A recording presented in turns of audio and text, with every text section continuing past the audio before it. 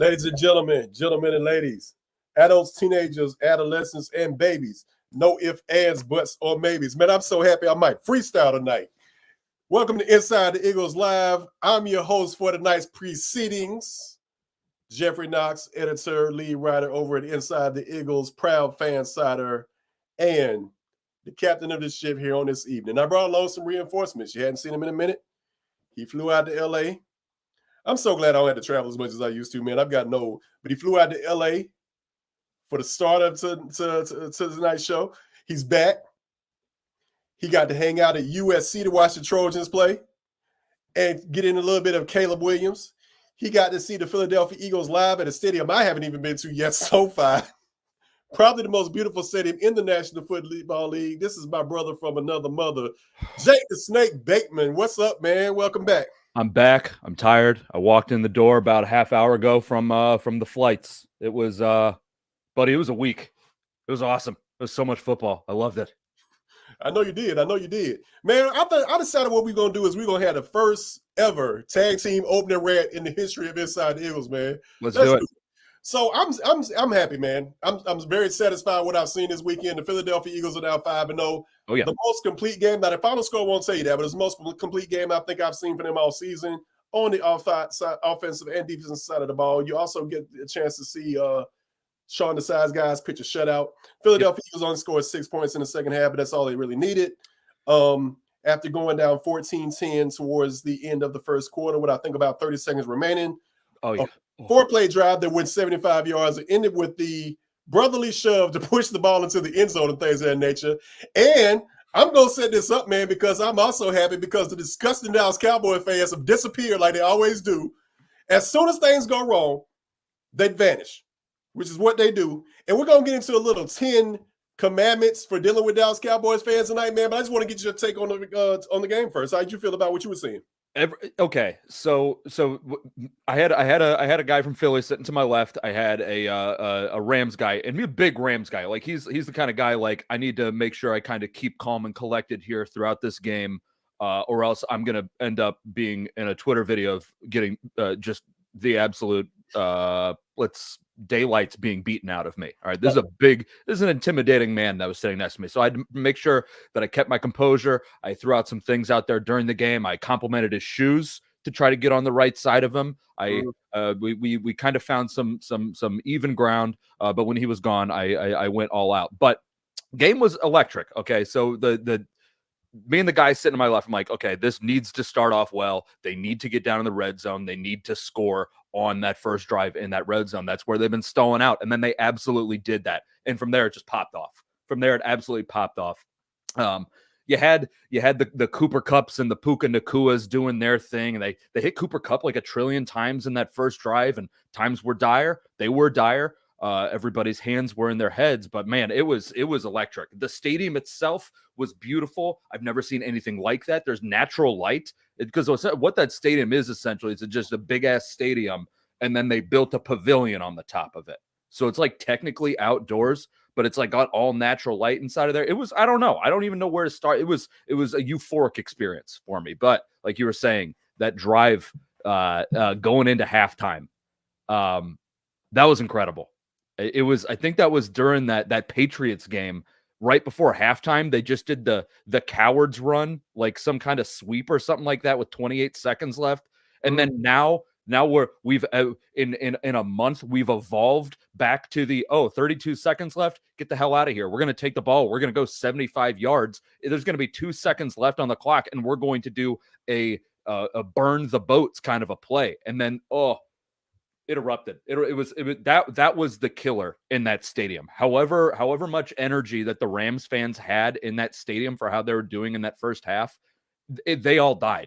And then Philly came to life inside of that stadium. It was electric. It was Lincoln Financial Field West. I mean, it was. You do.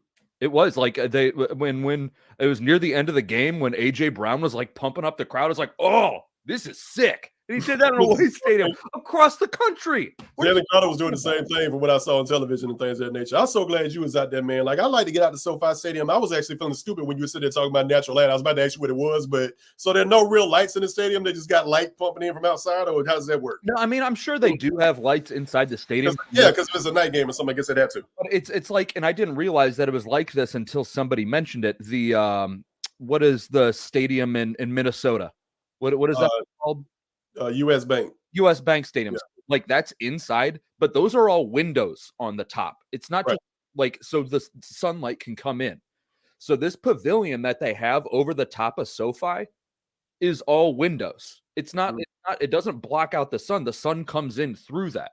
So it was like, it was just like, it was an outdoor game with a roof over your head. It's incredibly bizarre. It is a marvel. Look out pyramids of Giza and the Library of Alexandria. This network across the street. It was incredible. That's awesome. That's awesome. What was more awesome, man, was the Dallas Cowboys and the New York Giants also lost. We went with Washington. They kind of screwed things up for us, but the Dallas Cowboys lost. And as always, the disgusting Dallas Cowboys fans have vanished and things of that nature. The September champions who keep telling us they're going to win the Super Bowl, they've been telling us for the past 25 years, and they never seem to get the job done. They've vanished like they always have. I'll be honest with you, Jake. The Dallas Cowboys are how I learned what hate was. There you go. I had no concept of hate and everything. And sometimes I realize we do hate the Dallas Cowboys and we do hate the New York Giants, but sometimes I wonder if I actually hate the team or if I just hate their fans. Mm-hmm. They're like the Beyonce fans of the NFL. They're like, there's no rationalizing with them. There's no common sense conversations and there's no discussion and things of that nature. That's me. Okay. That's me. So there's no discussion with them about anything that actually makes sense and anything that's valid. It's just the most random, just strange conversations you ever had and everything. It's not based on fact and everything. So what we did, Jake, was a long time ago, one of the most successful stories we ever put together was the 10 Commandments for dealing with Dallas Cowboys fans. Okay. To kind of navigate us through this. Now, you have to find them now because, as always, when things go wrong, they disappear. Mm-hmm. So what we did was we tried to make it real pretty, put some graphics of this thing and all kinds of stuff. So what I'm going to do here, Jake, is I'm going to go ahead and get into it. So the 10 Commandments for dealing with Dallas Cowboy fans, you got to love it. You got to love it. Now we're going to go through them individually, and you just tell me if I missed the mark or what's going on, and you just tell me if you like what you're seeing here. I do just have one note right off the bat. We got to get Zeke out of there. Get sad Dak on the bench. I kind of like Dak being out there. I know Dak tends to have his way with us and everything, but if he's going to keep playing like this, no. I meant on that first graphic. Oh yeah. Gotcha. There was a pic. It had Zeke with his stupid Mercedes-Benz helmet on. Gotcha. But yeah, keep going. Sorry. Right, so 10 Commandments to dealing with Dallas Cowboys fans. Number one, this is the NFL's most delusional fan base. Once you get that, everything else is easy. I think I subscribe to that. Yeah, for sure. Number two, I'm all in. Never lose sight of the fact that this is the NFL's most football illiterate fan base. That was pretty self-explanatory, just like that and everything. You can't really have a serious conversation with these guys about actual X's and O's and things of that nature. They think they know more than they do. It's kind of irritating to talk to them, man. Now does and for however long the relationship lasts, does the Taylor Swift Kansas City Chief thing, does that battle that, or are we going all in where the people that are Cowboys fans are more football illiterate than a Swiftie? I'm gonna get back to you on that. Okay, I'm just saying, because if they are more illiterate than that, then that's hilarious, and I love that. All right. Cowboys fans don't know about their own team than you do, except for Dallas fans. Everybody except for Dallas fans understands what this means. I'm gonna get my mouth right and everything because I'm so excited about this list and stuff. Yeah. But to that point, I actually can agree with that, and this is why. I was actually in Charlotte, North Carolina. I was actually outside of Charlotte, North Carolina. Anybody from the South knows this. There's this spot called Concord. They got this joint called Concord Meals. Kind of like an outlet type feel, indoors, things of that nature. A lot of discounted warehouse type prices and things of that nature. So I'm out there and I'm actually hanging out with two Dallas Cowboy fans against my better judgment. Okay.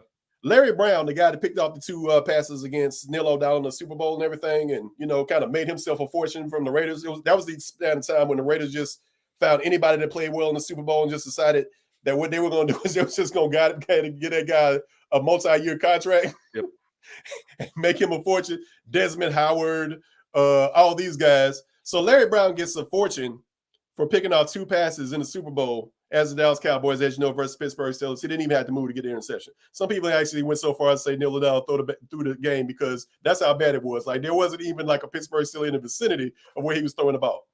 So if you're a diehard Cowboys fan, now if that happened in Philadelphia, that guy would be like immortalized forever, even if he wasn't good. For sure. So Dallas Cowboy fans, being the diehard fans that they are, it seemed like if they're always bragging about their 5 Super Bowls, you'd at least know who this guy was. I had to tell the Dallas Cowboy fans, that's Larry Brown. And the reason he was there is because at this point, now he's playing for the Carolina Panthers. They didn't even recognize the guy. Oh, no.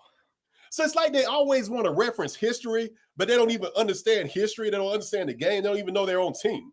Like, I know more about, I can get into conversation with Dallas Cowboy fans. I can talk more about the Dallas Cowboys and make more sense than they can. Yeah, I would say they own, okay, I'm trying to think of the best way to say this, or I'm just going to say it. They live rent free. And because they live up here, I have to have that base of knowledge just so I can maintain the correct amount of hate. So yeah, I understand where you're coming from with that. Gotcha. I understand where you're coming from with that. Gotcha. All right. So we're moving along here. We're at 4. Oh no. Don't get into a discussion. Yeah, look at this fine citizen. I mean, it's a vibe. It's like, it's not a good one, but it's a vibe. Yeah, it's something here. It's Spaceballs. Yeah, gotcha. So don't get into a discussion about facts. You only frustrate yourselves. That one seems to be self-explanatory. That's kind of what we're talking about here. So, I mean, we don't really have to go past that, do we? I think you're right. You're right. 5. I've actually seen this chick before. She's actually a diehard Cowboys fan. She shows up at a lot of stuff. She's real loud. She's real annoying. No disrespect to her personally and everything, but she just subscribed to the wrong team. So she's on the other side. Don't engage if at all possible. They're like a former spouse, significant other, who never got over the fact that you dumped them, and they'll do whatever it takes to strike with an argument. Need any evidence of that one? Just look at the Inside Eagles Facebook page. We're not even talking to them. They're on our page. They're actually Dallas Cowboy fans, Jake. Like, I don't know if you noticed this. There are Dallas Cowboy fans who are top fans on the Inside the Eagles page. I love that. I think you have to accept a thing in order to be a top fan. Like, you have to click, have this be your flair. So that's good. I like that. I like that a lot. If you tune in late, we're going through the 10 commandments of dealing with Dallas Cowboy fans. Write these on the tablet of your heart. Keep these close to you. You'll never go wrong again. Number 6, Cowboys fans only want to bring up historical facts when it benefits their argument. Again, self-explanatory. I think we can all agree with that. We got to hear about the 5 Super Bowls, and we have more Super Bowls than you, and then it started pronouncing guys' names wrong. The Dax record against the NFC East. It's like, yeah. Well, yes, but you get that a lot.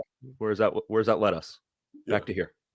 But if you actually start bringing up historical facts and everything, and it works to their detriment and things together, like that 25-year run of we're going to the Super Bowl and can barely get out the first round most of the times, if you qualify for the playoffs, then conversation tends to go in another direction.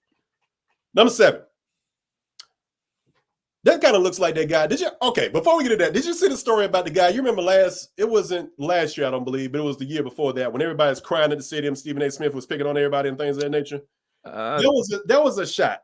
I'm gonna see if I can find it, but there was a shot of this guy, and he had his arm around this chick. Yeah. I remember this, and she's consoling him. Yes, I know exactly what we're talking about. He's consoling him. He's got his arm around her, and they're depressed about this loss. But the problem with that, Jake, was this wasn't his lady. The problem with the whole story was he was actually engaged to get married to somebody else, and she found out that he was cheating because he's on national television. Oh, are we thinking? Maybe I'm thinking of the wrong thing. Because this. Oh man, I'm gonna find the picture. Is that the guy? That's him. Yeah, that's that guy. That's good. I like that. That's not his lady. That's not his lady. That's just some chick he picked up on the way to the stadium, and he's got his arm around her. his girlfriend, I'm assuming, is a Dallas Cowboys fan too, or somebody that is a Dallas Cowboy fan is like, hey, your man's on this TV wilding out right now. Or there's also this one. Oh yeah, I didn't even see that one, but yeah, that's the guy. There's a lot. Turns out if you just Google crying Cowboys fan, you have a lot. All right, 7. Guy looks like Dave back and forth about how many Super Bowls they've won. Most of them don't remember them anyway. Again, some of you are tuning in late and you're wondering what in the world we're doing right now. We're going through the 10 commandments of dealing with Dallas Cowboy fans. If you follow these 10 rules, you'll never have any issues whatsoever. If you have to find yourself in a conversation with one of them again. But yep, man, that's what it is. So what you think about that one? Pretty self-explanatory. Was that which one was that? 8? That was 7, I think. 7. I'll get into a back and forth about how many Super Bowls they won. Most of them don't remember anyway. Also referencing my previous conversation and things of that nature. Like, yep. Most of the Dallas Cowboy fans that I know weren't even around when this legacy was actually taking place. And the crazy thing about it was anybody should have been able to win a Super Bowl after what they had fall in their lap. They actually literally had a ton of cocaine. Just mortgaged the team for Herschel Walker. And all those draft picks they got ended up being like the foundation and the guys that ended up ushering them to the Super Bowl. So that's pretty much how that worked out. Should be able to win a Super Bowl if that happens. Well, yeah. All right. Another fine citizen representing the Dallas Cowboys Army. Remember that guy is the last picture? Huh?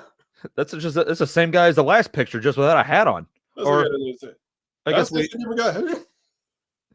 or is it? I don't know. I also have a really bad beard. So, all right. Remember, you don't have to defend your team's current standings. Eagles fans have always had realistic expectations. We know what our team is and what they are. It's Dallas Cowboys fans who are confused. I also think that's self-explanatory. They just never seem to have a pulse with who they are. The only people that seem to be confused about the fact that this team isn't going to win the Super Bowl is Dallas Cowboys fans. The only people that ever seem to be surprised by the fact that this team is out of the playoffs towards the beginning of the playoffs is Dallas Cowboys fans. Yeah, that's every Cowboys fan was downtrodden after they lost in that. Was that the divisional round last year? No. What wild card, right? They won in the wild card because they beat Tampa Bay. They did beat Tampa Bay. You're right. They sent out Tom Brady. That's the only good thing. But they lost in the divisional round with a very forgotten play where Zeke was the center and got his just absolutely bodied. And everybody's downtrodden. And then they got rid of Kellen Moore. Sorry. And everybody's like, oh, now we got it. Now Mike McCarthy, Super Bowl winning head coach, is going to call the plays now. And it's like, no, that's worse, friend. That's worse. That is, how do you have that high of expectations, dummy? Yeah, that one's very true. So to inside the Eagles Live mainstays like Rayshawn Gloucester, Kyle Brown, Imani Bentley. I hope I'm saying that right and everything. Emily Bentley, Jim Jones. All you guys that rock with us all the time. We appreciate you guys for hanging out with us and things of that nature.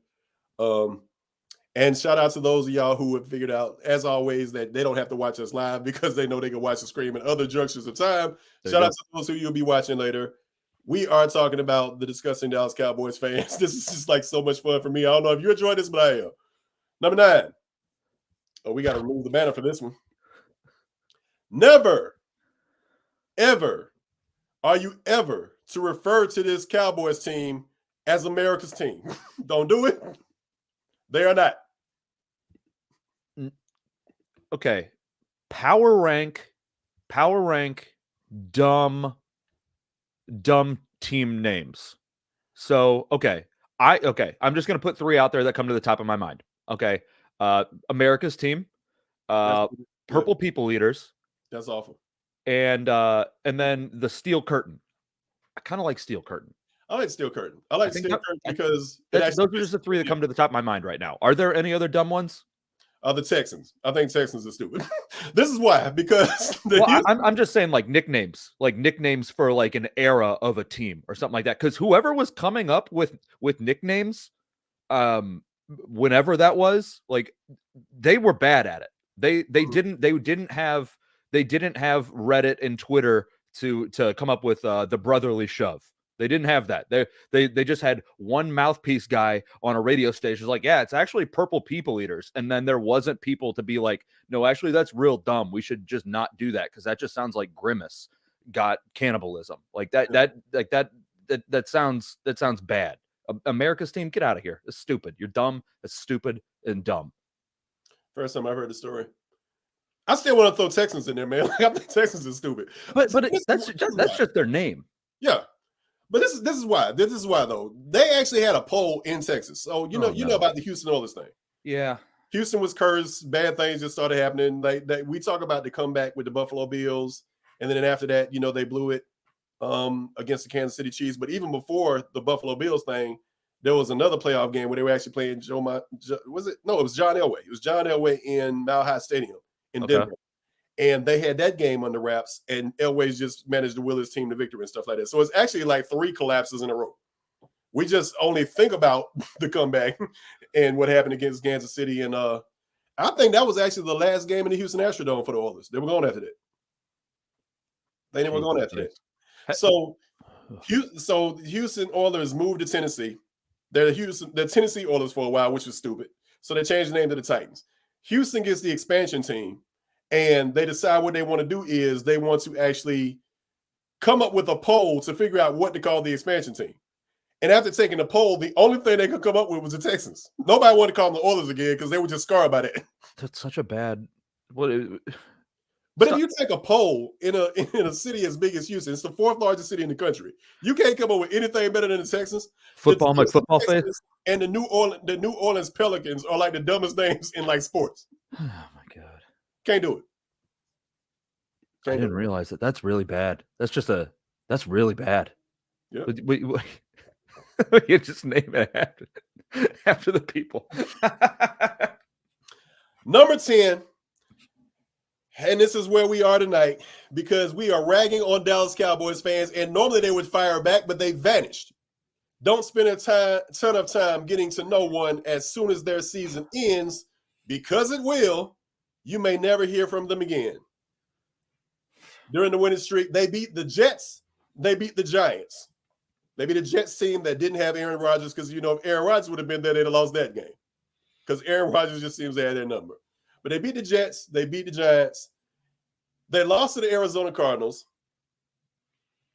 They come back with the win. What was that? New England. And then on the national stage versus the San Francisco 49ers, as much as I hate the 49ers, man, that was beautiful. Like, if you got to pick the lesser of two evils, we got to go with San Francisco. But I enjoyed every minute of that. Yeah, there was no part of that where I was like, you know what? I hope that the 49ers just eke this one out. It's like, no, I hope they absolutely burn them to the ground. But on your note about the New England thing, that might that's somehow.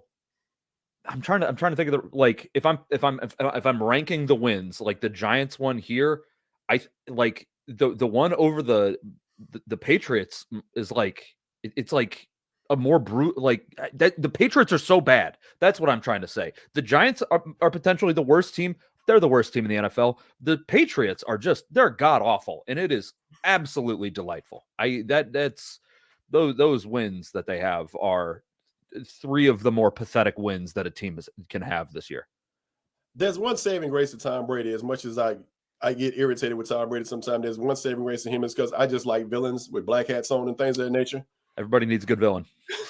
So I love the villain aspect of Tom Brady, and I like the fact that, he just has this thing where everybody hates him. He just continues to win anyway. That's the only thing I think I like about Tom Brady. I love his will. I like Tom Brady when he's not on the football field, but whenever he puts on like team colors and stuff, all of a sudden it just all falls apart for me. But the other thing I love about this was I was always the guy that sat here and told everybody that it's not Belichick. Very clearly, it's Belichick might have been the guy in Cleveland. Belichick might have been on the way to getting Cleveland headed in the right direction. But he's like 3-2 with Drew Bledsoe before Tom Brady comes in. And we've seen what he was without Tom Brady. We've seen what he is without Tom Brady now. The only difference is that 20 or so years with Tom Brady, and that's the dynasty. So, yeah, that and the Tom Brady thing got my brain going in 2 spaces there. Number one, Did you see the thing that Jimmy Garoppolo did last night? You know, the Tom Brady, before the game, he runs down the sideline and does the let's effing go. Jimmy Garoppolo did that last night. Buddy, you're not him. You're just not him. And then the other thing is that you say that you like Tom Brady, like outside of football. I think wait until he ends up taking Greg Olson's job, and then I think you're going to go back just to hating him, because Greg Olson's really good, man. Greg Olson's really good at calling games. He's so good at it. And then Tom Brady is going to get in there and he's going to be Tony Romo times 1,000. Guys. I'm dreading that day. And I think that's like next year his deal with Fox kicks in, and I'm again, we're hating Cowboys now. Let's do that. Let's not think about Tom Brady in 2024.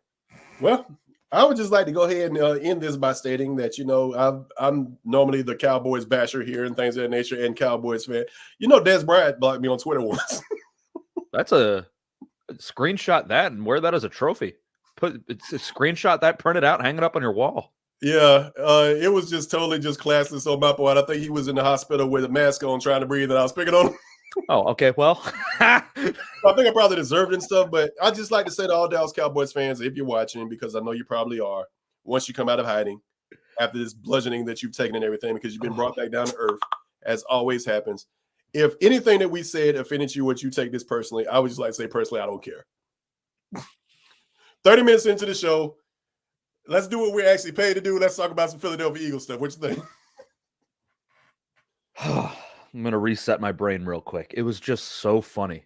It was so funny that he threw 3 interceptions in that game. That was awesome. 2 backups, which is one of them was 2 backups. I think at one point Dak had 3 interceptions on five straight, or like he had within 5 passes, he had 3 interceptions. It's very funny for a guy who's not going to throw 10 interceptions this year.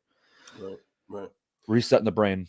We also after the like right by SoFi, there's like a I can't remember what kind of, there's a casino right next to it. So because leaving SoFi is just it's a nightmare. It is a logistical, structural nightmare.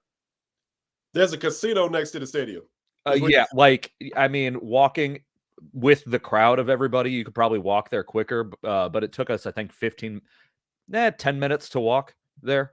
I mean, it's in the same whole big area, because there's the Forum is there, there's SoFi, there's another thing there too, but they have a casino right there. But a bunch of people, we all went to the casino in order to wait for the Uber prices to drop down, because it was like $150 to leave from the stadium. So everybody ended up watching the game at the casino, and it was raucous, man. Everything that could go bad for them did, and that's probably the loudest that casino's ever been. It was, I loved it.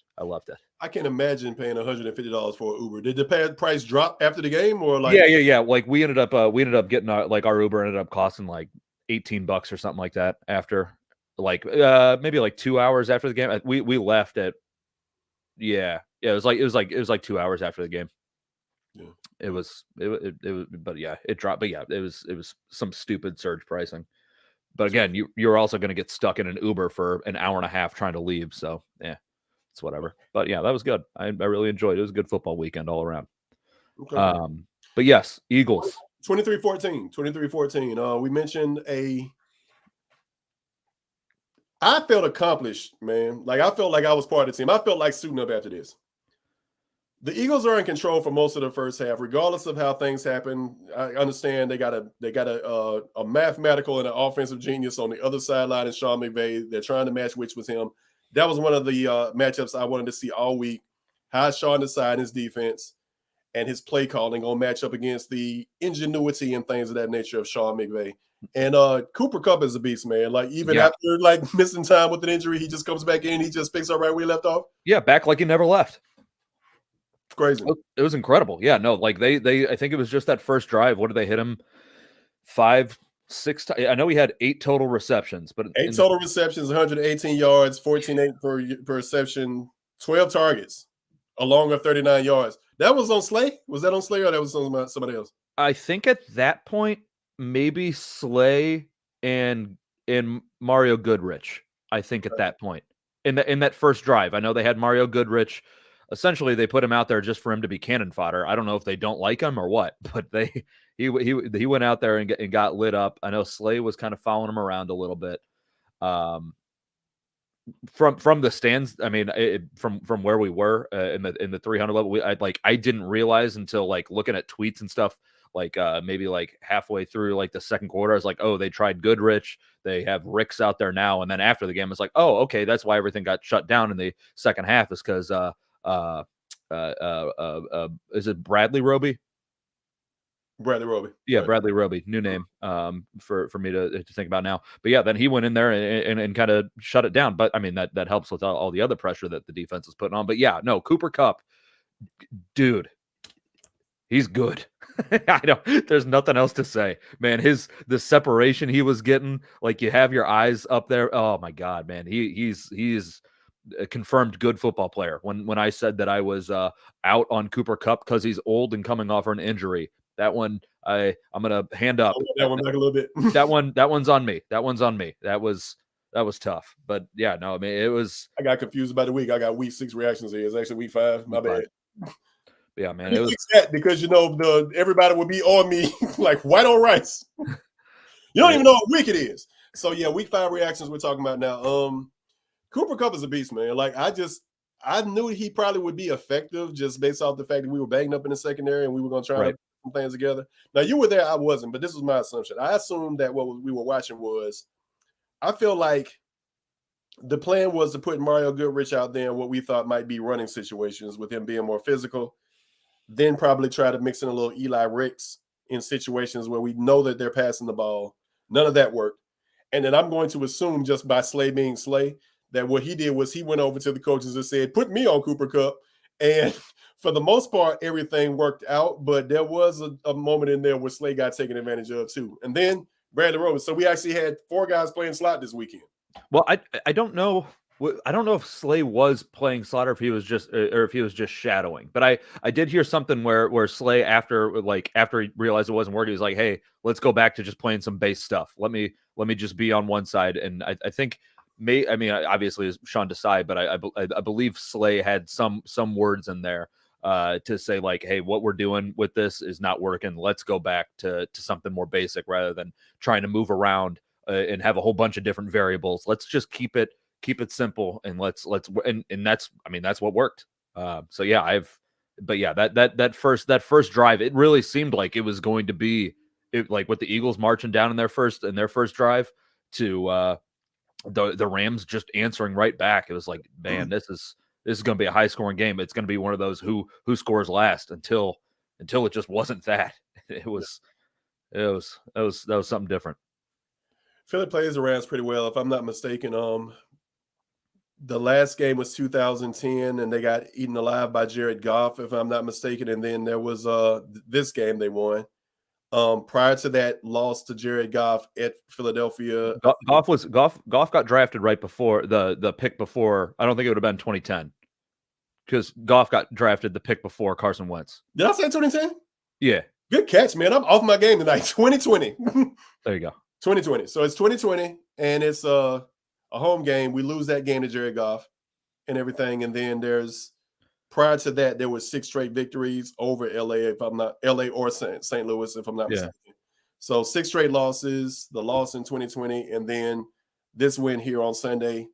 Doesn't look impressive. You just look at the final score, 23-14, but I actually thought this was the most dominating win of the season. It really was. The score, if it was reflected correctly, I mean, you take how many realistic red zone attempts were there? It counted as 6 red zone trips. I don't count the last one because that was at the very end of the game, and that's when they did the brotherly shove two plays in a row. Yeah. And that was more of a milk the clock. So I would count it 5. So that means. I think you're right though. Officially 6 though. 6 red zone trips, 2 conversions. Yeah. So that's still not good. No, I mean, let's think about one of them was the one where stupid Quez Watkins doesn't follow his blocks when it's a 3rd and 2 and ends up getting tackled for a loss. He's a big problem. Yeah, they gave the first play of the game was to Quez for 5 yards, and then the next target to him was a tackle for a loss, and that was his only 2 catches. So that one happened, and then they had to kick a field goal there. The other next one after that was that a Jalen Hurts was that the Jalen Hurts interception? I think it might have been. I can actually pull up the play-by-play here. I was actually just looking at it. But that interception was kind of ugly. I was from where we were. I was like, man, this could be another arm punt from him, and it could be. That was a heck of a play on the ball by the defender. It was, man. It was.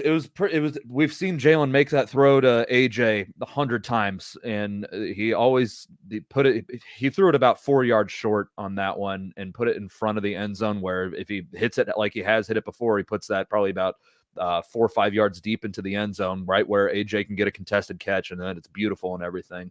But the guy got that, and then it was right so close to the end zone. The guy caught the ball, and then touched his feet in the end zone, and ended up being a touchback. Ugh, they didn't announce that in the stadium, so it was like, oh, this could be a was that Buccaneers where they got that interception? Then there's a safety directly after that. Mm-hmm. So I was kind of hoping it was going to be that, but it wasn't that. Rashawn Glosses on top of it, got to fix the red zone issues. We totally agree. Quez needs to sit.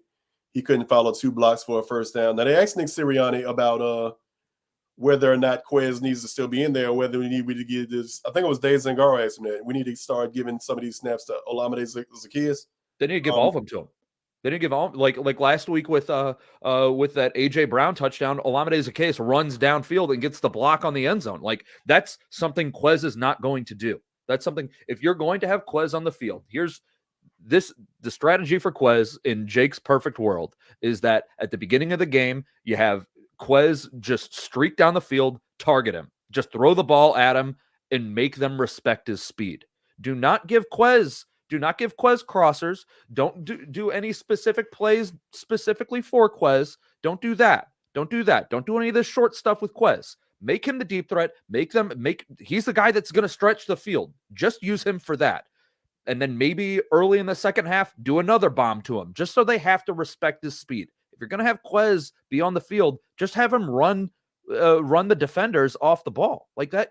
There's no reason to be doing small, stupid, short things when you have on that 3rd and 2 where he didn't follow his blocks. You had Dallas Goedert, you had DeAndre Swift, you had AJ Brown and Devontae Smith all on the field, and they give it to freaking Quez Watkins. Like, why? What makes you trust this idiot? It was 3rd and 2, and he lost a yard. And he lost a yard. He should have picked up the first down. So Gloss is on top of it. But this is my thing, man. Tell me if I'm crazy. Does Quez stretch the field, though? Does he? And even if he did, Olamide Zaccheaus is not as fast as Quez. Like, nobody is. But Devin Allen is the only other person who's faster than Quez because he's an Olympian. Okay, so if we lose a little bit of steam sending somebody deep with Olamide Zaccheaus, we're still stretching the field, right? Or do we not respect Olamide's speed enough to actually put him in the same situation, ask him to perform the same role? Because that's the same thing when Dave asked Coach the question. Coach says the same thing that you just said. He sat there and says Quez stretches the field, which leaves the middle of the field open for guys like Dallas Goedert and AJ Brown. If I'm a defensive coordinator and I see Olamide Zaccheaus out there, I'm not thinking that we need to respect Olamide Zaccheaus as a deep threat. Kind of like what the Rams had this week is that if they don't have a field stretcher, they don't have that. I mean, what did they target Van Jefferson twice or had 2 catches or even just 2 targets? Maybe he only played 2 snaps. I can't remember. Something about Van Jefferson and the number 2. But like they don't have a guy who can stretch the field, so you don't have to respect the deep threat like that. If you have Quez on the field, he does add that value. To be fair, be fair to Quez, that is his use. They're just using him. They're using a Swiss Army knife to butcher a cow. Like, that's not what you need to use that guy for. And by no means is Quez a Swiss Army knife kind of guy, but it was a bad metaphor. Anyway. They're using him. He has a very specific use, and they're using him for a totally incorrect thing. And he comes up small in big spots. Oh yeah, absolutely. Throw away now. I got to get a guy credit. Like, if we're gonna bust him for what he does wrong, we got to talk about what he did right. Like, he did come up big in the Indianapolis Colts game with a touchdown, but the week before that, there was the catch, run, fumble versus the Washington Commanders. There was. He's just not physical. He's not physical at all. So there was the Christmas Eve game versus the Dallas Cowboys. I personally have him responsible for 2 interceptions on that one. Both of them. Yeah, both of those were contested catches that a physical person is able to pull. One of them got ripped out of his hands or something like that, or it was along those lines. It was something like that. And on that note, like, yes, Devin dropping the Super Bowl. Dropping the Super Bowl. Yeah, like he's not that kind of reliable guy. Like if you're gonna, why not put Devin Allen out there? Devin Allen, yeah, again, he is a track athlete. He's not exactly a great football player. But if you're going to have a ball that Quez is going to be able to burn somebody deep and he's going to be able to catch it, hopefully Devin Allen, with his kind of speed, is able to do the same kind of a thing. Again, he's not going to be the physical guy. There's no reason to throw to him in an area where he needs to be physical with it. But, hopefully if he catches the ball, he can at least hang on to it and not fumble it away. Something like that. I mean, I don't know if this makes sense, but it's just... I'm saying, there's a lot of people want Devin Allen out there. I mean, he's just not a football player though. It's just yeah. I mean, if you're just trying to throw him out there and everything and try to get people to they would respect his speed. They see the track star out there. It's gonna get some attention and things. Yeah. But we'll see. Can you do it more than once though? That's a hell of a question right there. That's the question. So you were talking about drives, touchdown drive to open the game for Philadelphia. Beautiful. 12 plays, 75 yards. Dallas Goedert gets his first one. Beautiful. Big Dallas Goedert game. Love that for him. I'm going to get your opinion about Devontae and, his little pout session and things of that nature and stuff too. Like, I get it, man, but we might as well get into it now. So my thing is, you got this many studs all over the offensive side of the ball. You got AJ, you got Devontae, you got Dallas Goedert, you got DeAndre Swift, you got all these stars on the offensive side of the ball. All of them want the ball and things of that nature. Yeah. You just gonna have games where some guys just get left out, and this was just the lead the Devontae Smith out game. Yeah, and unfortunately, target Devontae heavy in the next one. Devontae didn't have a great didn't have a great game, but he didn't have much in week 4. Did he? No, that was against Washington. He always does good against what he had that really good grab, maybe a couple good grabs, maybe just the one. But yeah, like there's so many mouths to feed. I mean, I'd hate to compare it to him, but you look at San Francisco, they got playmakers all over the field. I mean, some days it's going to be George Kittle gets 3 touchdowns and Brandon Ayuk gets an 11-yard catch, and that's it. Or any number of those things. But the thing is with the Eagles is different because it's all these pass catchers that are guys built specifically for that. And even narrow it down, you got 2 outside wide receivers who are, I mean, it sucks because like AJ already got paid and Devontae's like, yeah, but now it's my turn, man. Like I want to do that. I don't know. It's a thing. It's all gonna it's a law of averages. It's gonna even itself out. It's gonna even itself out. But it's just disappointing when it happens. He should. That talk about another third down that didn't turn into points. That didn't turn into a third down in the red zone that didn't turn into a touchdown was the scramble drill, the one where Quez was jumping up and down in the end zone. The ball, Jalen. For what happened there, that was a pretty good ball that he hits Devontae all the time. Just another really good defensive play by what was the guy like Duke Steely, I think is the cornerback's name. Mm-hmm. Came in there and broke that up. But yeah, like he could have had his one, but that was just a good defensive play. So there's a joke that's not a joke, but still a joke. You know what I'm saying? If you understand what I'm saying. So there's obviously Jalen's running for his life and he doesn't see the guy. But is there any possibility? I disagree with this, but is there any possibility that Jalen just didn't have any faith to throw the ball anyway? That's just like impossible, right? Like if he's open, Jalen's going to deliver the ball to him, right? We trust him that much at least. I mean, he's been burned by it before. Look at Jalen Reagor against the Giants in 2021. Yeah. You get a guy wide open. Just because the guy's wide open and something like that doesn't mean that it's going to be productive. I don't know why you'd trust Quez. Yeah. Well, there's a part of me that feels like, well, maybe if he gets that touchdown pass, maybe we forgive him a little bit for the third down. But without that touchdown reception, all we have to remember there is that third down conversion that wasn't a conversion. And that now adds to the further disdain that we have seen from some of the Eagles contingent when it comes to Quez Watkins and things of that nature. It might just be time to get him out of there if you can use him as some sort of trade bait, like, because they don't need to pay this guy. He's not somebody you need to keep around long term. Perfect time for it. I mean, you got holes on defense. If you got a guy that can be valuable for a different team, I don't see. I mean, you know how he's shopping him. Okay, so Bradley Roby was okay. Yep. Bradley Roby was okay, and I still feel like they need to make another addition at the safety position. Sidney Brown is coming back, and I feel like Sidney Brown is somebody you just kind of need to leave out there and just let him get his reps and just let him get better and things of that nature. But do we still need to add a safety? Because I don't really like what's out there. I mean, I like Reed. I love Reed. I like Reed. But again, yeah, I mean, we saw, I mean, Justin Evans played much better than Terrell Edmonds did last week. Terrell Edmonds is certainly not the answer. He's not the answer. Justin Evans is better than Terrell Edmonds, but he's not either. Yeah, no, I mean, yeah. He was actually like the one of the 5 lowest rated Eagles by Pro Football Focus this week. Yeah. I mean, yeah, it's not good. I mean, we knew that going into the season that the safety position was going to be one of those things where going from the starter to the second, it's going to be a small change, but it's I'm trying to think of the right way to say this. We knew that we knew that it was going to hurt, and going to a second string guy was going to be worse. We just didn't know how much worse it was going to be. And it's not a huge difference because they're both just not very good. Right. I think that might be the right way to say it. I could be wrong. But yeah, no, getting a safety. The Broncos are having a fire sale right now. They're liquidating everything that they can because they're a hot mess. Is Buda Baker still on IR or PUP or whatever the hell it is? Yeah, I think he is. Yeah, I mean, Denver, you talking about Justin Evans? Is that right? Say that again.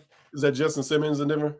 Like, yeah, I think so. Yes, I believe it is a Simmons. Yeah, and he's good. Yeah, he's good. It's an upgrade. Yeah, certainly an upgrade. Well, I would say if nobody like that is in the cards, which may not be the case. I mean, we've seen how we trade late for like defensive backs before and things of that nature. Bradley Roby is better than Eli Ricks and Mario Goodrich. The guys they wanted here just aren't here. Zach McPherson's hurt. He's out for the season. Avonte Maddox is gone. So they just don't have the guys they want and things of that nature. But I'm at this point, maybe you just need to ride with the horses you have. Let Sidney Brown get out there, let him sink and swim and stuff. Because at some point, we just got to stop putting Band-Aids on things and just keep bringing in guys to kind of like, patch us up for a little while. You just kind of have to coach up the guys you already have. Yeah, and that's the thing that like I want to trade for a safety. I want to get a safety, but also, man, I want to see I want to see Sidney Brown, man. He's so much fun to watch. The guy's a wrecking ball. Like I want to watch that, but again, yeah, you're right. I don't know if that might just be selfish me rather than like smart me. Which David Colano, I hope I'm saying your name right, Dave. David Colano says trade Quez and Barnett, pretty good value. Yeah, I've been wanting to trade Derek Barnett since I was born. Derek Barnett he's nothing but a liability. The fact that he hasn't, I know against the Buccaneers, there was a few times where there easily could have been a roughing the passer call on Derek Barnett, but it never got called. Honestly, very surprised, and maybe it's showing maturity that Derek Barnett hasn't got any penalties or anything like that. But when they do come, it's going to be backbreaking and potentially game losing. I think those snaps, kind of like we were just talking about with Quez and the OZ thing, those snaps that are going to Derek Barnett, I think just need to go to somebody else at this point. Like, I need to see more of Nolan Smith. Nolan Smith has 1 tackle. And kudos to the Georgia Bulldogs. Like, Keely Ringo actually looks good. He's not ready to play cornerback. Keely Ringo looks good on special teams. He really does. Yeah.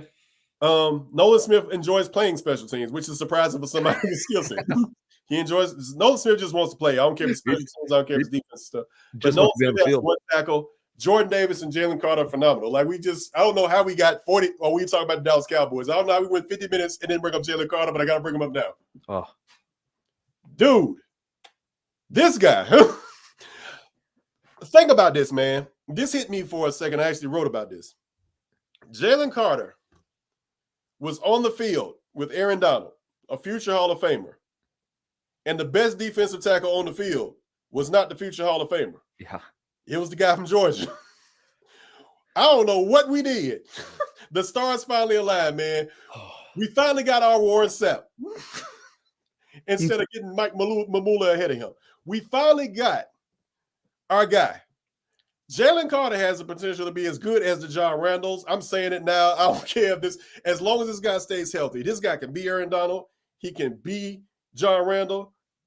We might be talking about a Hall of Fame career already and stuff like that. And nobody should be this good as a rookie 5 games into the season. 5 games. It's only been 5 games. Well, Jordan Davis is playing well. And shout out Shireen. So Jordan Davis is playing well. Very well. And he's being outshined by Jalen Carter. Jalen Carter's just so damn good. He's playing phenomenally. I don't even think he's playing 50% of the snaps, man. No, but what is he? He has like 4 total tackles, 3 of them were solo, 2 sacks, 2 tackles for loss, 2 quarterback hits. I think some. This is like, you don't get this with rookies, man. Yeah, no, this is him playing Madden and turned all of his stats up to 99. Like he's putting up godlike numbers. 5 games into his NFL career. He's 5. Good. He's good. He's 5. Good. 5. It's been less than 2 months. He's gonna be good for a long time. He's gonna be good for a long time. And the Chicago Bears passed on this guy twice. Well, that's why the Chicago Bears are the Chicago Bears, and that's why some teams just keep on losing and stuff. But you're talking about the Chicago Bears that have a win over the Commanders. That I was also in California for that. That was funny. All right, so Bulldogs check. Keely Ringo is good, just not ready to play cornerback. We agree on that. He's 21. Is he? 20? Yeah, he's like 21 years old. Okay, he's got incredibly young. I trust our defensive backs coach. Keely Ringo is going to eventually get where he needs to be, but he's a stud on special teams, so he's good there. Nolan Smith has 1 tackle in this entire season. I'm starting to wonder if Nolan Smith actually is more hurt than they told us he was and things of that nature. And Jeremy Baxter said that if he's hurt, why are we playing him on special teams? But something might be wrong with that shoulder that we just not talking about. Yeah, that is the hole in that argument that he's more hurt. Yeah, like I want to be like, yeah, he's a first round pick, but he is hurt. But then yeah, again, him being on punt, being the guy to get back in the punter's face. It's like that's not what you do with a guy who's hurt. So yeah, that's an odd one. But to be fair, he's also. I'm not entirely sure you want both Nolan Smith and Hassan Reddick on the field together all the time. The two speed edge rushers that seems like that's. I think I talked about this with Brennan Pockris maybe about a month ago or so. It was before the season. Like specific situations where you could have those 2 guys on the field because that could be a lot of fun. That almost seems like that's more of like a 3rd and 25 and they're backed up on their own end zone. You get those 2 guys in there to just absolutely run wild. So I'm not entirely sure of. I think that his playing time is being affected based on his size and his skill set, which is good. It's just not. It's not conducive to the way that I think Sean Desai wants that defense to go. Okay, if that makes sense. Again, I'm doing a whole. I've got travel brain going on right now, and I'm spacey. All right, so we're gonna give Nolan Smith the grade of incomplete. We're gonna give Keely Ringo a B+ just based off special teams alone. They just don't need him yet. Like you got Darius Slay, you got James Bradbury. You got solid backups to those guys. And David Colano, again, hope we're saying your name right. Who's the guy that saw the practice squad from the coast that plays CB? Heard he's a stud and rated really high on PFF. I think you mean Isaiah Rodgers, but the problem with him was he got busted for that gambling thing. Yeah, he's suspended for the whole year. Suspended by the commissioner list. He can't play next year because the NFL suspends guys for gambling, but they have all these commercials about gambling. Well. Yeah, at least they did the right thing with guys for gambling. I can see if you was betting on your own team. I think, and you have the ability affect the outcome of games. But if you're like playing for the Colts and you want to bet on the San Francisco Dallas Cowboys game, I got no problem with that whatsoever. Especially when your league has benefited and promotes gambling and does so very regularly. I think he was a guy that bet on his own team. Like he bet on his running back to but to be fair, he bet on his running back to get the over in his rushing yards or something like that. Like if he bet on the under, like that's messed up. He shouldn't do that. But I think but he was betting on his own team. But I was going to say at least the NFL did something right and changed a rule in the middle of the season where Jameson Williams only got suspended for 3 weeks rather than the 6 because he was the guy. He was the guy that was gambling. Like he placed a bet on like March Madness or something like that, but he did it on the team's property. But they went back and corrected that mistake, whatever, that rule. Gotcha. So at least they're doing something. Okay. So yeah, B+ for me, Keely Ringo. You going there or higher? I would say B+ or no grade. Just because, I mean, special teams is good. But I mean, he did come up with like a fumble recovery or something like that. I can't remember if maybe he picked up a fumble that Britton Covey had on a punt return or something like that. I can't remember, but I think it was he did. There was a fumble, he jumped on it. Yeah. Vikings, I believe that's when that was. So yeah, I mean, Tampa Bay? Was it Tampa Bay? Well, it was either Tampa Bay or Vikings. Is one of those games. Oh yeah, he did. Yeah. So give him some bonus points for that. You got Jordan Davis. I'm gonna go ahead and give Jordan Davis an A. He's too good to get an A-. He's still got some room where he can get to A+. So I'm gonna go ahead and give him A because he's not just proving that he has a conditioning thing under control. Like he's just not a big guy that gets tired all the time, and he just doesn't just need to be in there for running situations. He can actually affect passing downs and things of that nature too. He had a much stronger like first 2 weeks than he has had the last 3 weeks. But the thing I do like about the last 2 weeks is he's, even without necessarily denting the stat sheet, he's actually still creating opportunities for somebody else because you got to dedicate so much of your offensive line to trying to compensate for what Jalen Carter and Jordan Davis are doing. Yeah, I'm sure teams have seen that the Buccaneers continually tried to run the ball into Jordan Davis's arms, and he just grabbed him and tipped over. It's like, yeah, it makes sense that he's not getting the same run stopping numbers just because they aren't going towards him anymore. Which is Jalen Carter, no need for discussion. A+. Oh yeah. Nolan Smith, I'm gonna give him an incomplete because I think so. I think something's wrong with Nolan Smith. I hope not. Well, and Nakobe Dean's hurt. Nakobe Dean activated off the 21-day practice window. Yeah, that's true. And I am I think I said this after the Nicholas Morrow 3 sacks last week.